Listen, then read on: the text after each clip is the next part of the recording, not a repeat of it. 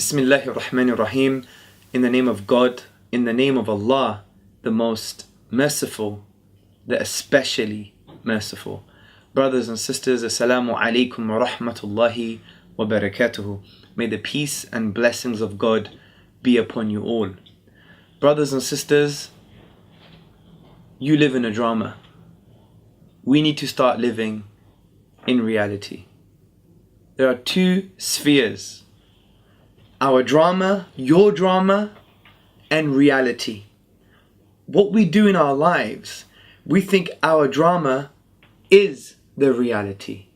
And this is why we can't connect with human beings, we can't connect with our family members, we can't connect with ourselves, and our lives are one big circle. What do I mean by this? Our drama, brothers and sisters and friends, is our previous experiences, our limited perspectives, ideas, interactions with others, and we take all of that and we superimpose it onto reality, onto the present. We're always living in the past from that perspective because we're so attached, our egos become so attached to, but he did that before, and she's always been like that, and this is how I've lived my life always, and this has always happened to me, and this is the right way to do things because before, etc., etc. And you superimpose that onto reality.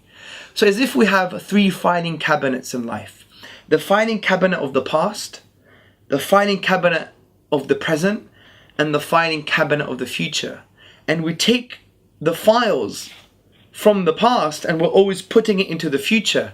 So we're never living the present, and our whole life and the rest of our life is just one big retake of our past. This is ridiculous. This drama and reality is not the same thing. And the reason we think it's the same thing is because of ego. When we reflect upon the Quran, Surah Baqarah, chapter 2, verse 30, we can really derive this knowledge.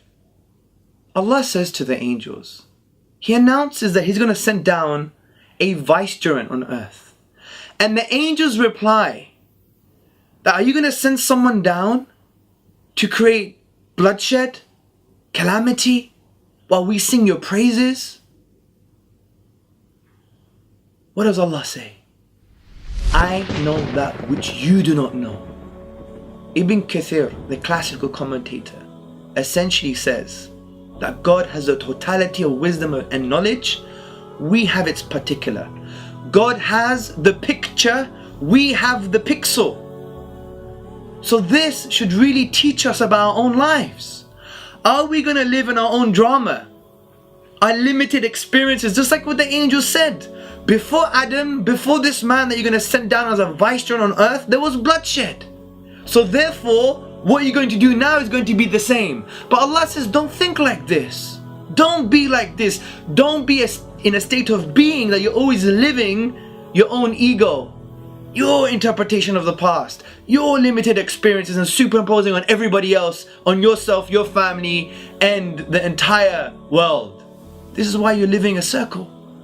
Your whole life is one big circle. But Allah says, He knows that which we don't. So if we truly rely on Allah and His wisdom, and we understand that my previous experiences, just like the angels, my previous understanding, my limited ideas, thoughts and perspectives are not reality, and I can't superimpose them on the present or on the future all the time because they are not reality, I rely on God's wisdom and plan, then it creates a new realm of possibility for us to do what we can to interact with others in a positive way. And the past is just the past, meaningless, absolutely meaningless from this perspective. And let me tell you how this relates to engaging with human beings. Let me just do an exercise with you. Think very carefully. I'm going to give you a word. Atheist. What comes to mind? Arrogant, cold, scientific, intelligent, egotistical, Richard Dawkins, all of these negative terms. Let me give you another word. Muslim. arrogant, terrorist, aggressive, oppression, right? So from this exercise we understand one thing.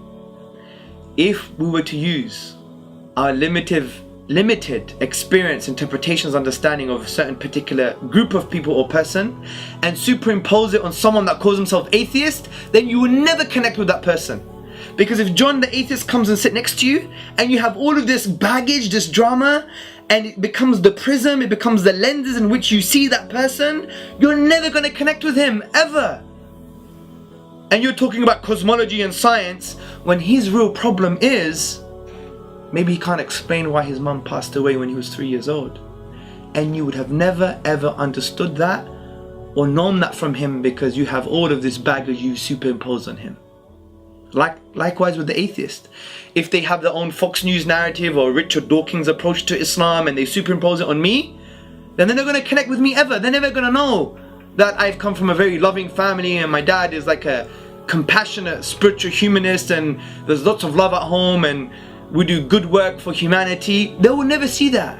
And they'll never see that the Islamic tradition promotes that too. That it's a tradition of compassion. So do you see the point here? So just by reflecting on one small verse in the Quran, it enables you to have a new realm of possibility with other people. So divorce your drama from reality. It's meaningless. Be a blank canvas and connect with people in ways that they should be connected with, not via the lenses and prism of your limited experiences and perspectives. I hope this helps. Assalamu alaikum wa rahmatullah.